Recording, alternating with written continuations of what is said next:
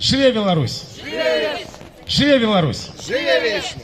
Шановні сябры, адразу анансую, вельмі прашу, хто мае магчымасць паслязаўтра, 14-го, аўторак, прыйсці о 18 гадзіне ў вітрыну Дома Ўсходняга.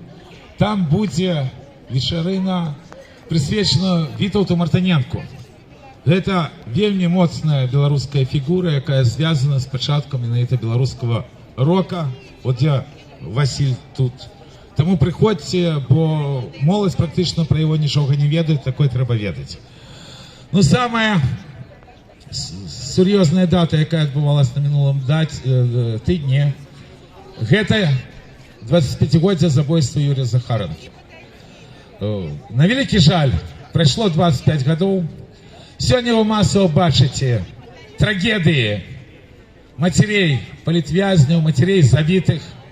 Я ніколі не забуду, як мы прыязджалі Васілевічы да спадарыні Ульяны Захаранкі, якая памерла ўжо в 95 гадоў, 6 гадоў тому назад.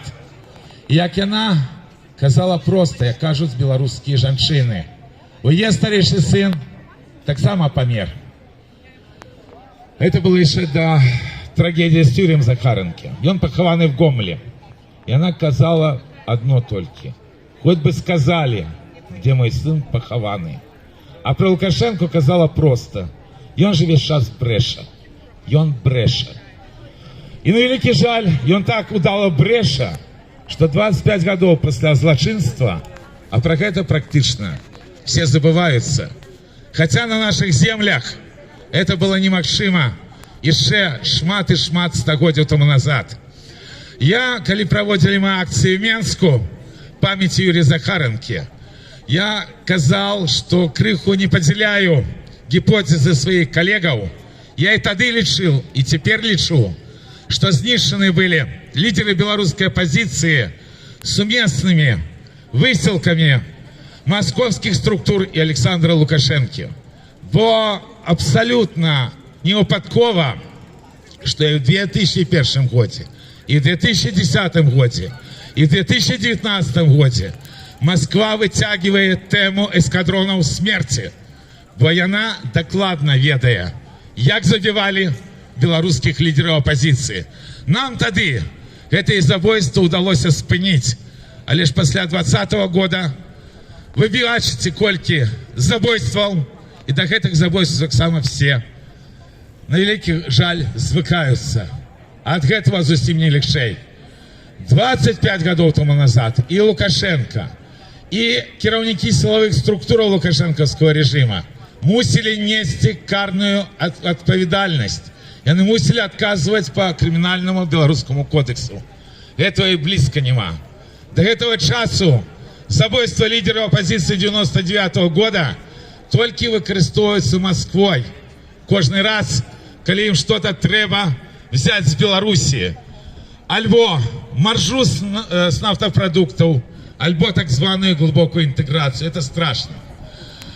Наогул, тое, что робят с белорусским народом, яно робіцца часам унікальным.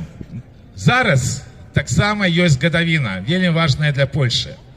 Это битва каля Монте-Кассино, где корпус генерала Владислава Андерса прорвал линию Густава и пачаўся наступ на Рим. Эта тема таксама вельмі моцна звязана з Беларусью. Ствараемый Беларускі інстытут публічнай гісторыі будзе праводзіць 18 траўня акцыю па шанаванню памяці воінаў Монте-Кассино. Я, калі даведаюсь, буду рабіць абвесткі і зараз запрашаю вас прыйсці, каб ушанаваць. Бо па розных ацэнках до 30% жаўнераў армии Андерса гэта былі беларусы. И там шмат трагедий, шмат загинувших в борьбе с немцами, але каля 1000 андерсовцев поверили хлусне коммунистов и повернулись в Беларусь. И лёс их был таксама страшный, бо была специальная операция супраць их, проведена уже спецслужбами Советского Союза, калі яны были на белорусской территории. Бо гэта нельга нам забывать, ни про мужность, ни про подлость ворогов белорусского народа. Тому що ви ведаєте, почалося наступ российского войска в Харьковской области. Это звязано с тем, что 21 травня будет вельми моцная информационная атака России. Коли они будут спробовать праз ИПСО просто поломать Украину, гуляючи в свою старую казку, что влада в Киеве нелегитимная. Это не просто гульня. Это сапраўды ситуация, в якой Украина не была ніколі в своей истории.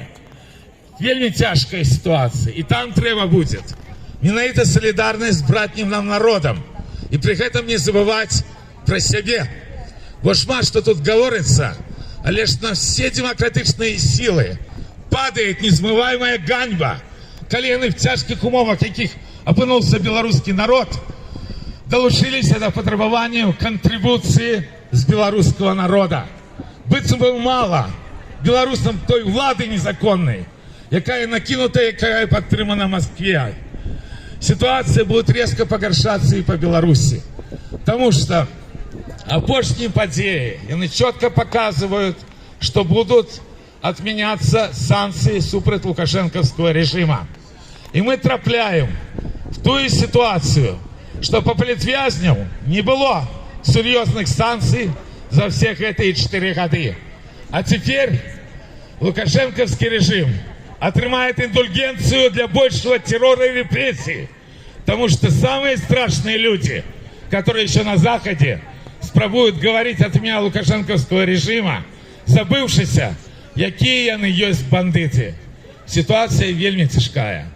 Тому, шановные, все-таки верим в то, что утрымала наших попередников. Верим в Беларусь.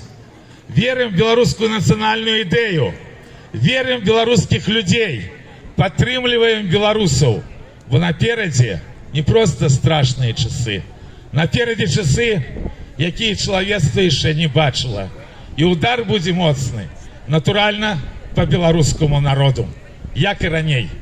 Але ж Беларусь жила, Беларусь живе, и Беларусь будет жить. Живе Беларусь! Живе Беларусь! Живе Беларусь!